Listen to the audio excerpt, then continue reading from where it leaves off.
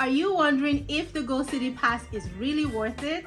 In this video, I'm breaking down everything you need to know about the Go City Pass so you can decide for yourself if this pass is going to be your travel go-to or not.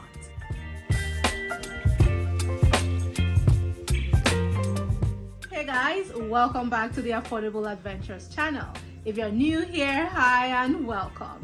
My name is Magdal, and on this channel I share beautiful destinations as well as smart, budget-friendly ways for families to travel more often and without stress. Let's start with what the Go City Pass actually is. The Go City Pass is a digital sightseeing pass that lets you access the top attractions in specific cities around the world. And with this pass, you can access these attractions without paying for each one individually. For example, instead of buying a Colosseum pass here, a river cruise there, or a museum pass over there, you pay once and you get access to a curated list of experiences. You just download the app, pick your attractions, scan your pass to access these attractions, and that's it. This makes managing your itinerary a lot easier. There are two main types of Go City passes, and which one is best for you actually depends on your travel style. The first type is the Explorer Pass. With this pass, you can choose how many attractions you want to see, like 2, 3, 5, or 7 attractions, and you visit these attractions at your own pace within 30 days. This is a great option if you're traveling slower, or you don't have a lot of time to spend in a particular city, or you just want to hit a few main attractions and spend the majority of your time relaxing. The second type of pass is the all-inclusive pass. With this pass, you choose how many days you want to explore the city for example, 1, 2, 3, or 5 days, and you get unlimited access to as many attractions as you can fit in during those days. The all-inclusive pass is best for power travelers who want to see all when they visit a particular city. In my opinion, if you're doing 3 to 5 attractions in total, then the Explorer Pass will be of a better value to you. But if you plan to do, say, 4+ attractions per day, for example, then the all-inclusive pass will be a better option for you. There are two types of all-inclusive passes. You have the all-inclusive pass and the all-inclusive pass plus. The difference between both is that the all-inclusive pass plus also includes a museum pass, which gives you access to some extra choice attractions that are not part of the all-inclusive pass. For example, for a city like Paris, with the all-inclusive Pass Plus, you will get access to places like the Louvre, the Palace of Versailles, and many more museums, which are not included in the all-inclusive pass. I would say before you choose the type of pass to get, scroll down the page and go through the full attraction list under each pass. This way you know for sure if the attractions you are interested in are included in the type of pass you are trying to get. Doing this just helps to prevent surprises so you can have the truly beautiful vacation you deserve. One thing I love about the Go City Pass is its reach. The Go City Pass is available in over 30 major cities around the world, including places like Paris, New York, Dubai, Singapore, and many more. Each city has its own attraction list, so the pass is customized for each location. This means that you need to choose the city you are visiting in the first step of getting the pass.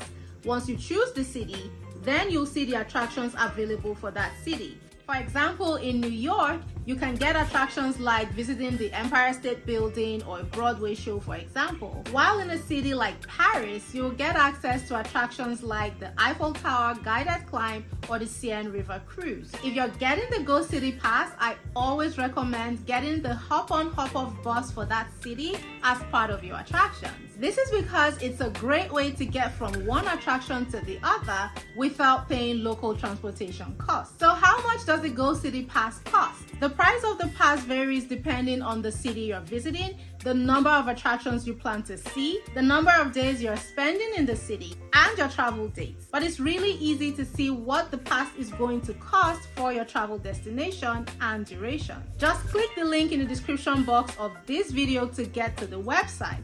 Select the city of your choice, select Buy a Pass, and you'll see the prices of the different pass options available. Don't forget to click the drop downs for the different options within each pass type, and always remember to check the full list of attractions so you know exactly what you're paying for. You can save around 30 to 50% on ticket prices by using the pass compared to buying tickets individually. But I would like you to know that the cost savings you actually get from getting the pass will depend on the actual attractions you choose. You can see the prices of individual experiences by scrolling down the page of the website. If you choose less expensive experiences, then you might not get any cost savings at all. But if you go for the more expensive experiences, that's when you start to see the big cost savings. Let's check the cost savings with some real numbers. We'll pick Rome as an example and pick the 6th choice attraction pass. This will cost €179 per adult. Let's say for your attractions, you pick the Big Boss Hop On Hop Off tour for €36 because it's the best way to get around. You pick the Colosseum, Roman Forum, and Palatine Hill tour for €45. For your 3rd attraction, you pick the Vatican Museum and Sistine Chapel tour for €55. Let's say you take the River Cruise Aperitif on the Tiber for €45. You also take the St. Peter's Basilica and Cupola tour for €57. And finally, you pick the Navona, Pantheon, and Trevi Fountain tour for €20. In total, getting these experiences individually will cost you €258, which is €79 more expensive than getting the 6th choice pass. In percentage savings, that's about 44% savings. Now let's talk about how to buy and use the Go City Pass. Like I mentioned earlier, there's a link in the description box of this video that will take you to the website. Once you're on the website, click on Choose a City and scroll down the list until you find the city you plan to visit. We'll choose Paris for this example. Scroll down to see the different pass options. Choose the pass option type you like. For example, we're going to be choosing the Explorer Pass. Next, select the number of attractions and click Add to Cart.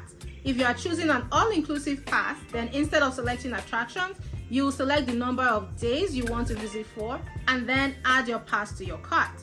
Enter your email address, your travel date, and check out using any of the payment options available. Once you purchase your pass, you will receive an email with your pass details. The email will include the link to download the Go City app and sync your pass. First, click on the link to download the Go City app from your app store. And once the app is downloaded on your phone, go back to your email and click the link to sync your pass. Once you do this, the pass will be available on your app. You can click on the Explore page of the app to see the different attractions. There are a lot of attractions available, so definitely take your time to go through before choosing attractions. There just might be something else you prefer down the list. Once you're done exploring and you have an idea of the attractions or experiences you want to choose, I highly recommend clicking on this Trip Planning tab, going through the prompts, and adding the attractions you want to your itinerary. Even if you don't end up using their suggested arrangement, it'll be very easy for you to find the attractions you want once you've arrived in the city. To find your pass in the app, just click on the Passes tab, and if you have an active pass, you'll find it here. Click on the pass and this will reveal the QR code that you'll scan at your destination. Now that you know how to set up and use the Go City Pass, let's talk about some important things to note. First up, you might need to visit their concierge desk at the city that you're visiting to get the tickets to some attractions. This is because some attractions allow entry with just your pass, but some other attractions require their own ticket. So when you visit the concierge desk, they will scan your pass and issue you all the tickets you need. There will be a message in your Go City app if you need to visit the concierge desk first in the city you're visiting.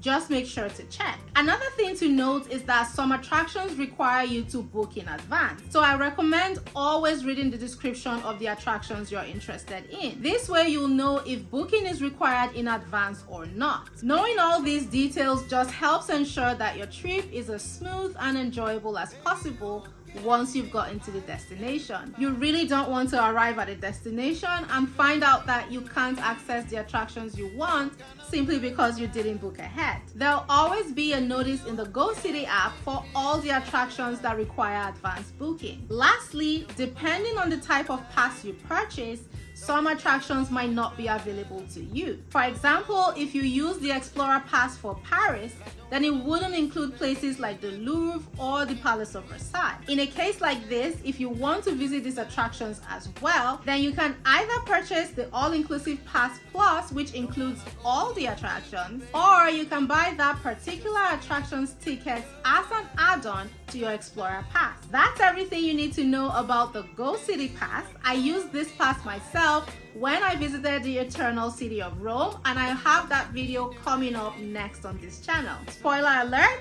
I highly recommend using the Go City Pass. Thank you so much for watching this video.